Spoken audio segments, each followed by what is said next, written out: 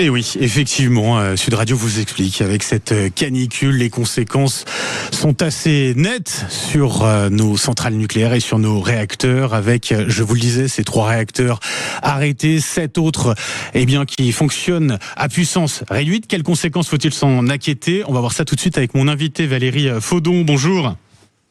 Bonjour. Et merci d'être avec nous sur Sud Radio ce matin. Vous êtes la déléguée générale de la Société française de l'énergie nucléaire, vice-présidente par ailleurs de la Société nucléaire européenne. C'est un phénomène quand même récurrent, de plus en plus fréquent l'été. Pourquoi des réacteurs nucléaires sont-ils comme ça régulièrement mis à l'arrêt en cas de forte chaleur ? Alors, d'abord, il faut mettre en perspective. On a actuellement 40 réacteurs qui fonctionnent ce matin. Donc, on en a fait 3 à l'arrêt pour respect de la réglementation environnementale. Mais il faut voir qu'actuellement, la consommation, même en période de canicule, reste faible et on exporte 20% de notre production. Donc, on a vraiment largement de quoi satisfaire la consommation française, malgré la période de canicule et la consommation qui est plutôt supérieure à la normale. Donc, ce qui se passe, c'est que globalement, il y a des arrêtés de rejet. Chaque centrale a un arrêté de rejet de chaleur, c'est-à-dire la quantité de chaleur qu'elle peut remettre dans la rivière près de laquelle elle est installée. Là, je parle évidemment pour des réacteurs qui sont en bord de rivière et pas des réacteurs en bord de mer qui qui n'ont pas de limitation. Donc, ces limitations sont liées à la protection de la faune et de la flore. Qui prend la décision comme ça d'arrêter un réacteur nucléaire dans ces conditions ? C'est une réglementation donc qui s'applique à chaque centrale, donc elle doit s'arrêter pour satisfaire la réglementation. Ça ne présente aucun risque d'arrêter comme ça du jour au lendemain un réacteur nucléaire ? Ah non, pas du tout. On peut tout à fait arrêter un réacteur du jour au lendemain. Justement, oui, il n'y a pas de difficulté, bien sûr. 3 réacteurs à l'arrêt, la puissance de 7 autres qui ont été réduites, je le disais il y a quelques instants. Vous assurez qu'il n'y a pas de risque possible de coupure d'électricité cet été ? Comme je vous le disais, on en a 40 en fonctionnement. Pour vous donner une idée, en fait, l'été, la consommation électrique, elle est à peu près moitié moins que l'hiver. Donc le sujet vraiment pour la France, c'est le passage de l'hiver. On est actuellement à 5. Vous voyez, en gros, l'été, on consomme, je vous donne un chiffre, 40 gigawatts, alors que l'hiver, on consomme entre 80 et 90 gigawatts. Donc en ce moment, on consomme plutôt 50 gigawatts à cause de la canicule, mais vous voyez qu'on en a largement sous le pied. La preuve, c'est qu'on exporte beaucoup. Je vous le disais, actuellement, on exporte 20% de notre production, à l'heure où l'on parle. Donc pas de risque de coupure d'électricité. Est-ce qu'elle pas du tout. Peut augmenter cette électricité ? La facture peut-elle grimper ? Alors en général, donc les prix sont bas en milieu de journée parce qu'il y a une production solaire assez forte, donc on est plutôt en surproduction et les prix remontent en fin de journée. En revanche, on a le nucléaire qui est là, on a l'hydro.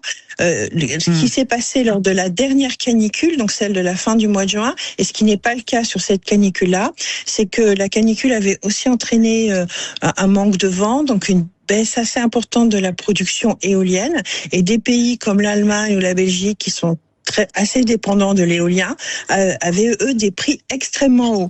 Vous voyez, normalement, les prix sont aux alentours de 50 €, et là, les prix sont montés à 1 000 € en Belgique et un peu moins en Allemagne. Mais du coup, on les a vraiment beaucoup aidés.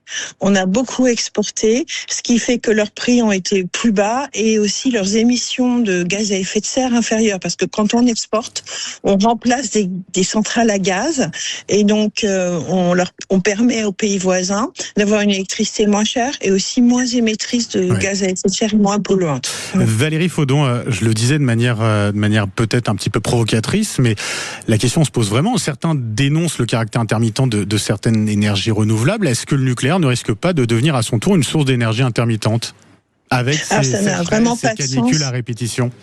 Alors, ça n'a vraiment pas de sens parce qu'actuellement, la perte de production est de l'ordre de moins de 1% par an. Donc, vous voyez, on est vraiment sur l'épaisseur du trait.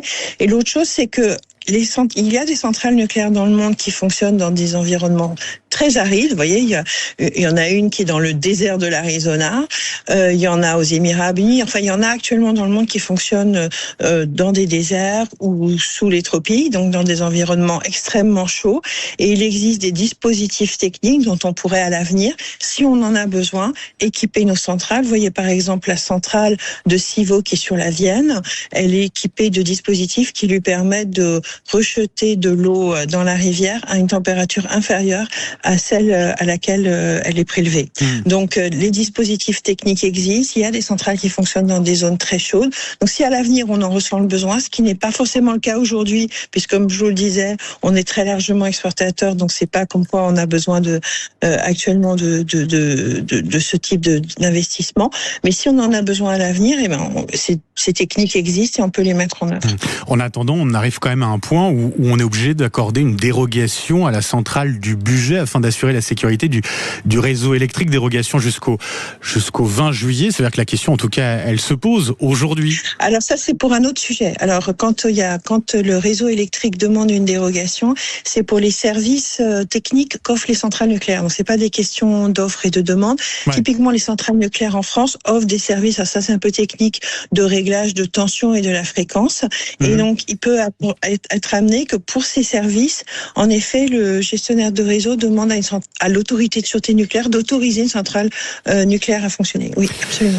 Merci d'avoir été avec nous et merci pour toutes vos explications, Valérie Faudon. Je rappelle, déléguée générale de la Société française de l'énergie nucléaire, et vous êtes également vice-présidente de la Société nucléaire européenne. Merci à vous d'avoir été avec nous ce matin sur Sud Radio et très bonne journée à vous. Il est 7h42 sur Sud Radio. On file, on reste ensemble dans un instant. Allez, on va se balader un petit peu en France avec les escapades de Rémi André. Ça promet, à tout de suite.